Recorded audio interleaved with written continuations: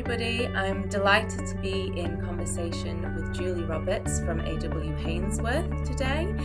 Welcome, Julie. Thank you for joining us at Liverpool Fashion Summit and for what I think will be a really interesting insight into the company and your approach to sustainability.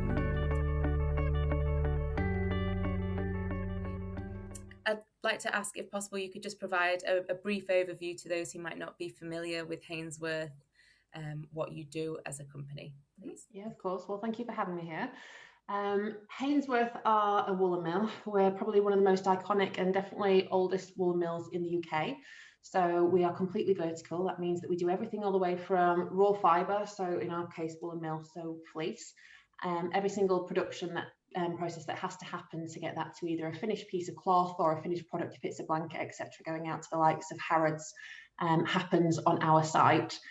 The most famous thing that you'll probably know us for is the scarlet uniforms outside Buckingham Palace. So our history has come through from the military, so all the way back to the Battle of Waterloo and the thin red line at the Battle of Waterloo. That was Hainsworth cloth. We've worked with the military through many centuries, multiple centuries. We were responsible for the first ever British khaki when they came out with scarlet uniforms. We developed the British blue for the RAF. And then we have transitioned into the likes of luxury fashion, luxury interiors, and PPE for firefighters. We do the fastest snooker cloth in the world that goes mainly out to China. We do, what else do we do? Woolen coffins and costume for film, etc. So lots and lots of elements, but from this very core niche of woven woolen felt. So we're based out of Pudsey in Leeds. It's a family business. It's never been outside of the Hainsworth family. So we are run by the 7th generation. We currently have the 8th generation in the business. So it's very local, very niche, very product focused, and very, very specialist, very quality in what we do. I've been fortunate enough to visit the mill, and it is a fantastic place. And it was a revelation when I came and was able to witness it. And fantastic that you're able to protect that heritage, which is so important. But I'd like to focus, if we can, perhaps more on the fashion side of the business. And I know that obviously in recent years you've embarked on sustainability reporting in a big way. And I wondered if you could perhaps go into a bit more detail about the motivation behind your sort of sustainability initiatives and what they entail, really, please. Well, sustainability is a huge thing for us. It's kind of come in a slightly different route than maybe lots of other companies have taken it in from. We hold the royal warrant for producing furnishing fabrics which go into Windsor Castle, etc. And as part of the royal warrant, you have to reapply every 4 years, and you have to have lots of criteria that you meet as a company to be able to hold the royal warrant.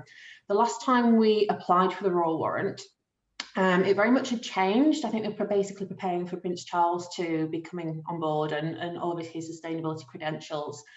And when everything was being answered and put together on there, it was very easy. The amount of information that they were asking for and the quality of information, the kind of ethics and moral stances and the investment and mindfulness they were asking for, it was very front of mind for us. So we were able to apply for that, but then it was an inward step to say and look at everything that we were doing. We have lots of fashion customers asking for traceability, for sustainability. It's obviously been a big movement there, and we were aware of it on the periphery.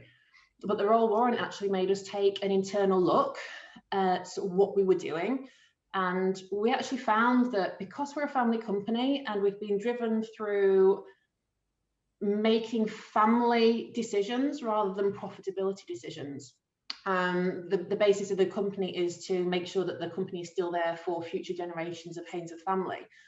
The decisions that we were making actually lent very much towards sustainability. So it was understanding the processes behind things, understanding the ethical decisions that were being made by the partners, so where we were buying the fleece from, making sure that any chemicals that we used were correct, making sure we're being responsible with regard to usages of any fuels, etc. So it was actually very, very ingrained into what we were doing.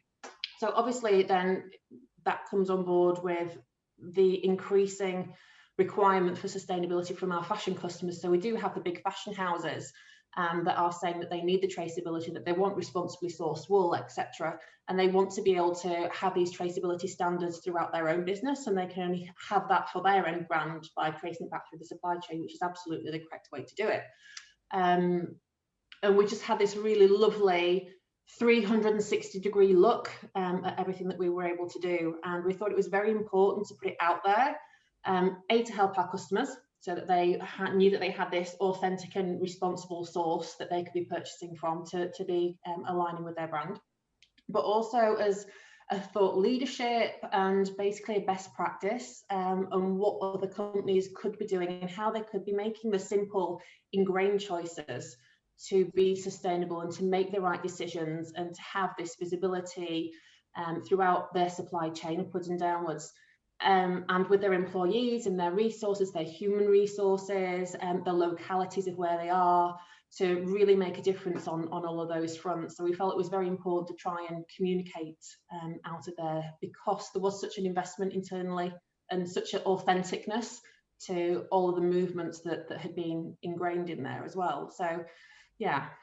Did you find that the sort of high quality nature of Hainsworth materials sort of naturally lent itself quite well to some of these sort of sustainability challenges? Like, were there many things that you felt like you really had to work on, or were lots of these things just sort of naturally already happening, kind of thing? A lot of them were naturally already happening. I think the fact that it is a quality, a premium, prideful product, and it is a crafted product, and there's always been the decision in the manufacturing process to make it right and make it good and really stay true to what it is. We're lucky that we aren't someone that relies on basically the commerciality of the product to make a margin. We're very much brand orientated, and the quality of the product dictates the fact that there are customers there that want to take it. So we don't have to backscale and cut costs and cut corners. We have the brand and the value within it to be able to make the right decisions and still substantiate that out there with the brand and who we are. So quality is a good part of it. There were elements that we did need to start looking at, but I mean, some of the major projects that we realistically had to do were things like reducing the plastic within the mill and being able to change to fabric containers and recycle cardboard, etc., and being able to put that upwards and downwards. That's probably one of the biggest projects that we had to then physically invest in to be able to be meeting more of the sustainability criteria. As far as it goes with water and resources, we were quite tight on there anyway. We actually use our own water supply. We don't take from the main water grid. So we have some nice credentials on there, and they're always trying to drive down the fuel resources. We've got chickens and ducks and all of those kinds of nice things for the employees and just in the environment and the local communities. The investment in people and the work-life balance and the investment that's put into just the humans which are in the business as well. I think a lot of people think about sustainability and they don't necessarily take that full 360-degree, taking those ethical parts in, but we do. We very much look at the local and the human side of it as well. So I think the majority, quite honestly, the vast majority of it was incredibly ingrained, and it was just some elevations to extra elements that we had to really invest in. That's really interesting. Thank you. And you're right. I think often a lot of the time, and it's the same in the academic literature, you see a lot of focus on the environmental side of things. And I think because sometimes the environmental things are a bit more obvious to see, the sort of benefit of, obviously like reducing waste is quite an easy decision to make. It's a lot more measurable. Yeah. It's a lot more measurable. There's a lot more noise that you can make about suddenly hitting these very demonstrable targets. When you're investing in communities over a long term, when you're investing in people over a long term, and those communities and those relationships, it's not as demonstrable, but the long-term effects are huge. The ramifications of actually having that network of happy people, balanced people, invested people, not just in the families and the workers that are there, but in the local community and the money that's being reinvested. That is a massive thing for us, but it does vastly get overlooked.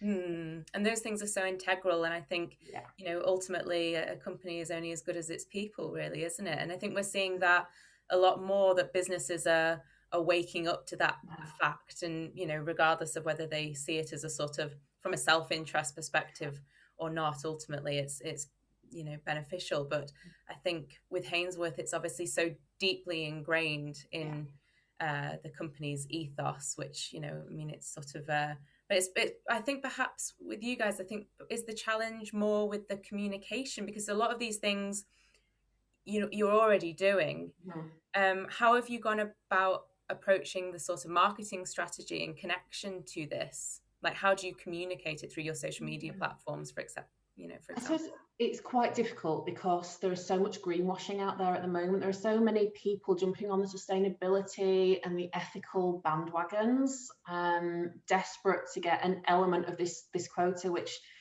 for a lot of people there isn't the authenticity behind. It's very difficult to get a voice out there, and to balance that, because we're not a huge company. We are very niche about what we're doing, but what we do have is some very loyal people that work with us and that know us.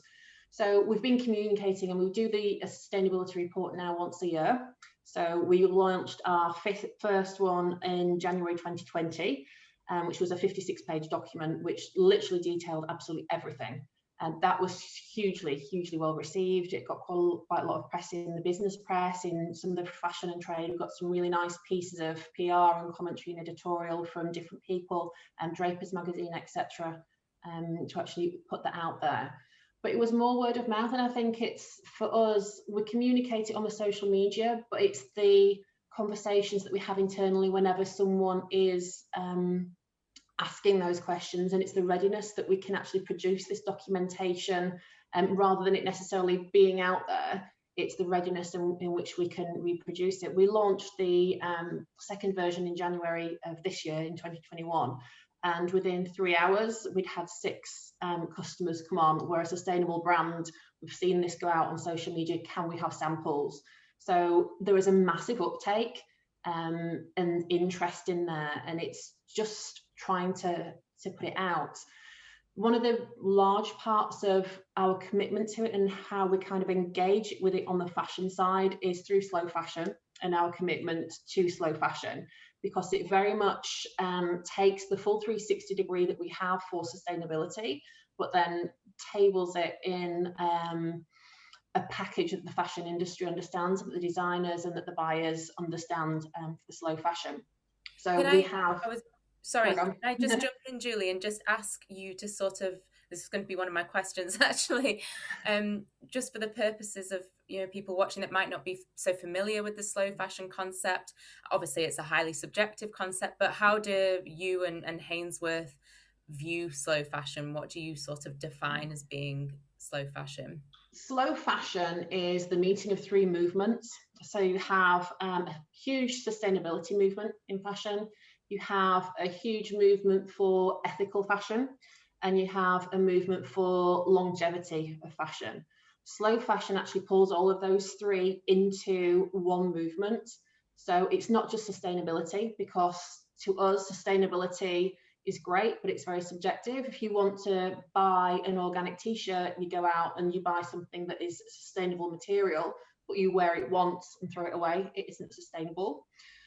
Ethical fashion, again, has the same kind of ramifications. Just because you're buying something, and it's a bit more difficult down the traceability side. And the longevity, you can buy something, and on the flip side of the sustainable side, you can buy a coat, you can wear it for 40 years, but if it's been made by someone on a minimum wage, Bangladesh somewhere, that's not been ethically, that the animals or the way it's been grown has actually decimated communities, it's not ethical fashion, it's not long-lasting fashion. It has so many different elements. So slow fashion joins all of these together into a movement where the garments ultimately are long lasting, but they've been ethically sourced. So all of the considerations down the supply and manufacture route have been made ethically. Everyone has been tracked ethically. All the correct decisions have been made. No animals are mistreated, no people are mistreated, and that goes into the final garment. And the same with the sustainability element coming in there. It's natural fibres, it's quality fibres, it's the not mistreating of the environment and all the green credentials, and then that packaged into the garment. And then the final part of it is almost taking it circular. It has to be signed off by the consumer. So the consumer can't have a slow fashion garment without the industry making the front end decisions or the back end decisions, whichever way you want to look at it. And the industry can't actually make a slow fashion garment if someone buys it and then doesn't keep it for a long time. So it's the one movement that absolutely ties the manufacturer's commitments to all things that are important and the consumer's commitments, makes them hold hands on it and actually complete something which is of benefit to the environment and to the fashion industry. Sorry, that's quite a That was a really comprehensive and amazing overview of slow fashion. Thank you. Whilst we're just on this topic, could you perhaps just enlighten us a bit with regards to the circular properties of wool as a fibre and as a textile? Yeah, so wool is a nature's own wonder fibre. There is no man-made fibre that can mimic the properties of wool. So it's sustainable. It's from a sheep. As long as the sheep has provided food, care, water, health, and obviously light, etc., and the right conditions, it will regrow its fleece. So it is an entirely sustainable fibre. It's extremely long lasting, it is durable, it is recyclable. So when it comes to throughout the manufacturing processes, it's a really nice fibre to manufacture. But when it comes to the end of life of the garment, it can be recycled. And it's exciting that we actually have a recycling business which is going to be based out of AW Hainsworth, so we can help close that circularity. But equally, if it goes to landfill, it is not going to sit there, it's going to biodegrade. One of the great things that you can try is if you take a wool jumper, if you go out into a garden or a park, probably not a public park, you need to make sure you've got authority for this. If you cut the grass away and then you put the woolen jumper or woolen anything underneath and put the turf back on top, what you'll see is the grass that grows on top of where that woolen item was is lusher, thicker, more nourished, because of the carbon which is actually in there. When it's broken down, it replenishes the nutrients which are actually in the soil. So if you're buying a woolen garment, not only is it sustainable from the front end, but if it does accidentally end up at landfill rather than being upcycled or recycled, it isn't going to sit and amount to this mountain of waste that your polyesters, etc. do. It will biodegrade and it actually gives back to the environment. Love that. I mean, I live in a communal building, you know, in a flats, and I don't think my neighbours would be too chuffed if I started digging up the communal garden to test that out. So I'll take your word for it. But well, I think, do you know what? I'm thinking that we might do it as a thing for AW, because we do have garden areas around, and I'm thinking that we might actually find some way of doing this, and maybe even if it's just an internal competition with employees, just see who can grow the best woolen piece of grass and the greenest grass in Yorkshire. Exactly. And so back onto the sort of slow fashion angle, I would like to spend a bit of time just talking about the slow fashion report that you did, which is quite a comprehensive undertaking and you know, quite a big piece of research. I just wanted to sort of ask you what the motivation was again behind this, and you know, what were the key insights from the research? The motivation was really to try and understand from the consumer side what the understanding of slow fashion was and how big of a movement and how much success, how engaging it actually was. Everyone understands fast fashion, everyone's heard fast fashion, everyone's heard sustainable fashion, everyone's heard eco fashion, everything along those lines. And slow fashion is something that's kind of been coming up in the background, and we absolutely believe wholeheartedly that it is the right move, but it's about making sure that it's connecting with people and trying to find out how people are engaging with it, or what barriers they have, what stops people from engaging with it. So we took 2,000 people that had been shopping recently across all age groups. So we've kind of gone from 13, 14 all the way up to the over 75s and everybody in between, asked them a multitude of questions. just to find out where it sits and where it's connecting. We had a feeling that what was going to come out of it was going to be barriers, which were going to be important. And it was nice that the barriers that we thought might come out were what was there. So it came out that the barriers to slow fashion are the costs. So the costs that are associated with making all the ethical decisions. The suppliers that are in the supply chain maybe can't cut the corners and have to pay people the right wages, which puts the value of the garment up at the end. So there's some barriers with regard to costings. And then it was the knowledge and the understanding and the accessibility of nice garments.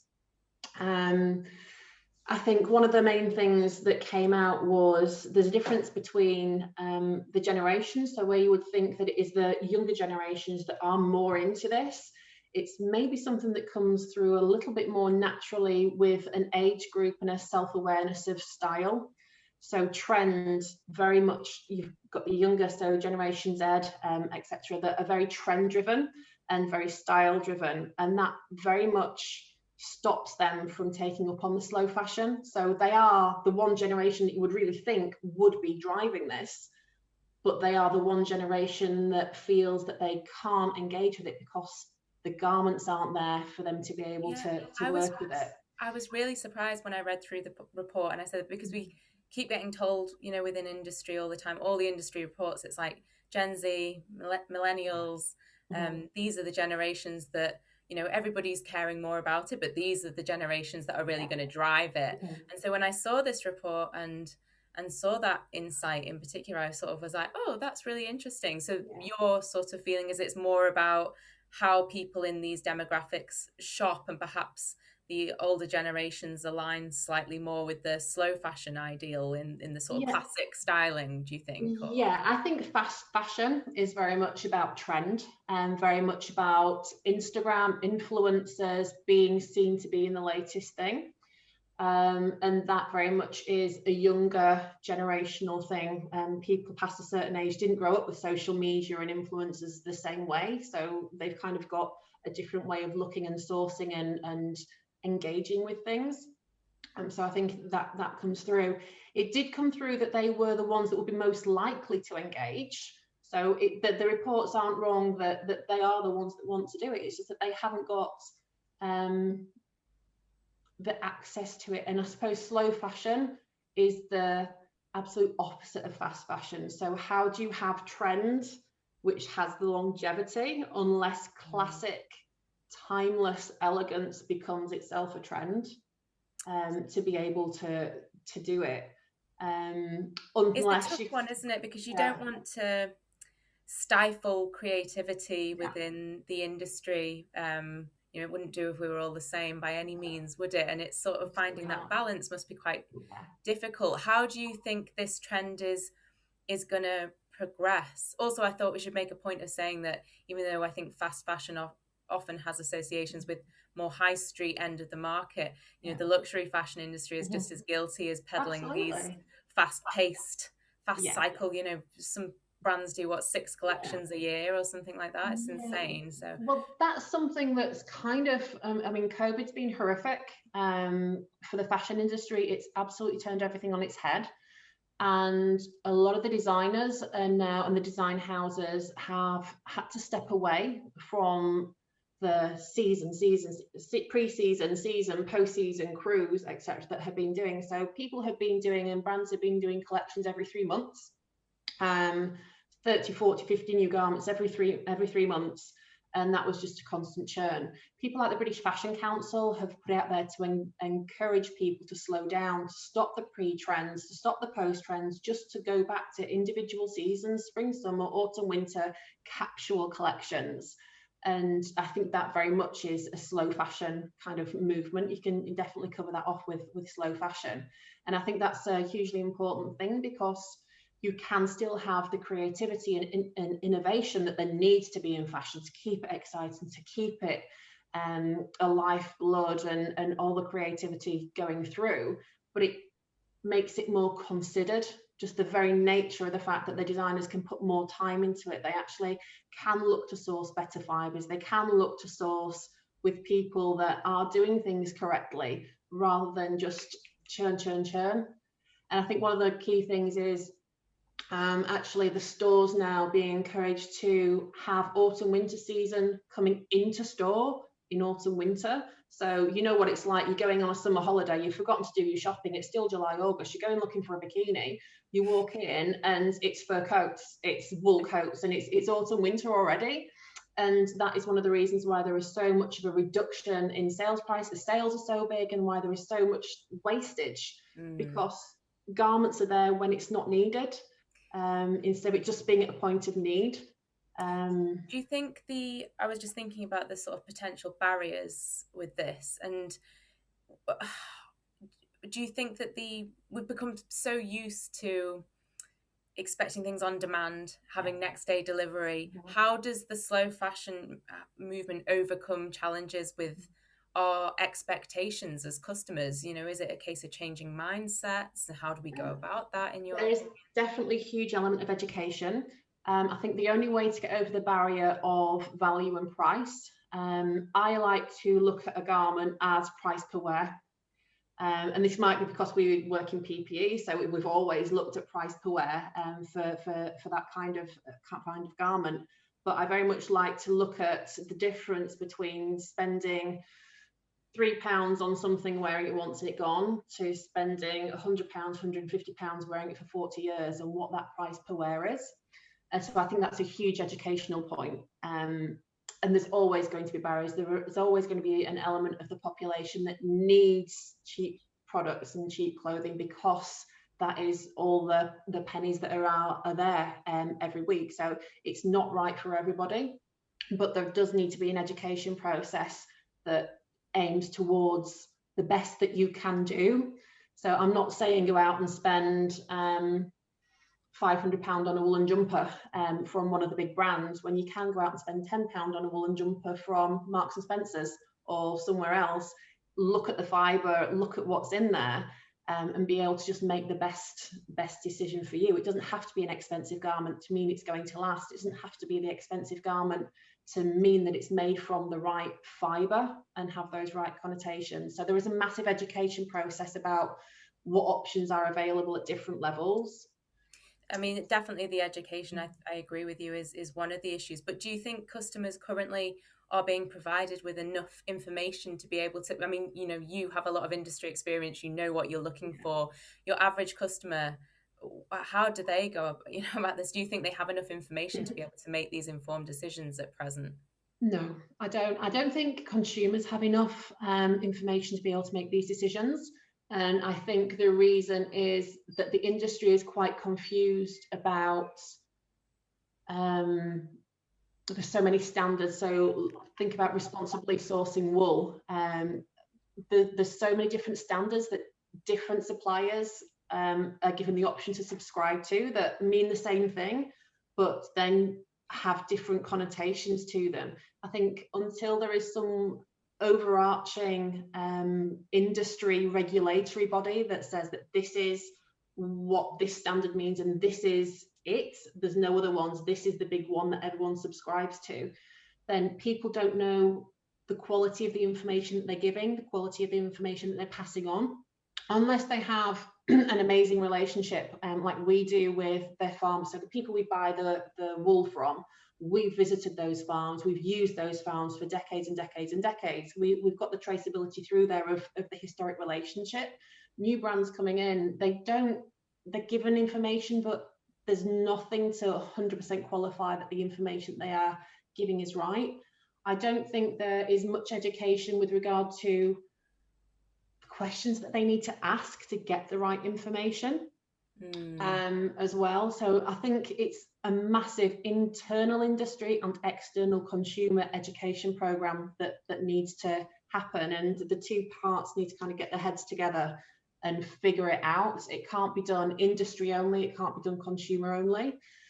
We do have a massive uplift in people asking us, I've mentioned responsibly sourced wool, asking for that accreditation, but they don't understand how that then has to be done, and the accreditations that you have to have, and the way that factories have to be set up to be able to pull that in. We also have a lot of people that have this image that will work with us, where they're amazing and they're sustainable and everything, and they'll come to us and say, we're not going to work with you unless you do this, this, this, this, and this. And then if we, for any reason, say, well, that's fine, we can do this, this, and this, but ultimately we haven't got the accreditation to be able to do this yet, oh, well, it's fine, we'll work with you anyway. So there's a lot of good intentions, but it's a mixed bag. There's just no finish line. There's no straight line. It's like this. Yeah. It's all over the place. So that's a very long-winded answer. I'm sorry, but no, it's fantastic. I agree. I mean, it's a hugely complex thing to solve. I guess perhaps just to finish, Julian, thank you so much for this. It's so insightful. I could speak to you for hours about all the different, but particularly the accreditation stuff I find really interesting, because I think that would be a potential, solution to some of these issues. And definitely our thing that we would love to see is a slow fashion accreditation. Everybody signs up to, the addresses, all of those elements, and a consumer, a bit like the wool mark, a slow fashion wool mark. The consumer sees it, they know that is it. They know that is the answer. Maybe Hainsworth should lead the charge, get it set up. I would love to. I have no idea where to start with it. If anyone has any suggestions on how to do it, then come and see me. But that is what our ultimate goal will be, just to have the one finished standard that the consumer sees on a piece of clothing and goes, that's it, that's the answer. Yeah. But you're right, it's about that sort of everyone agreeing on it within the industry, but also that dialogue between the industry and consumer as well, 100%. Julie, just to finish, what are your predictions for the future of the fashion industry in terms of sustainability over the next sort of 5 to 10 years kind of thing? It is going to become more and more important. Those brands that cannot prove authentically their supply chains, cannot communicate to their consumers the traceability of their decision making, and not just from this is where a garment is made, but all the way down the supply chain from the raw fiber at every single stage. They're going to fall by the wayside, because just the way the world is, people are more used to getting answers. People these days will Google something, they will ask to get that information. And now, if you don't get an answer, there's a reason why you don't get an answer, and that is mistrust. That's, no one likes to feel as though they're being lied to or fibbed to. So the sustainability, the traceability is going to be the big thing in fashion. Anyone that can't substantiate themselves and can't voice their opinion and their position to their consumer, they're going to fall by the wayside. It has to be about that trust and bond between the consumer and the brand and the industry. For me, I think that's where it's going to go. Well, thank you, Julie, and best of luck with the next phase of your slow fashion research, which I believe is going to be with your customers rather than the end consumer. We've had some interesting comments already, so it's very much fitting. It is out there. People are filling the survey in, so you'll have to come back and keep us posted once that's been completed. I'm sure everyone will be eager to hear. But thank you again for your time, and we'll make sure everyone's linked to the website and everything else. Thank you. Thank you for having me.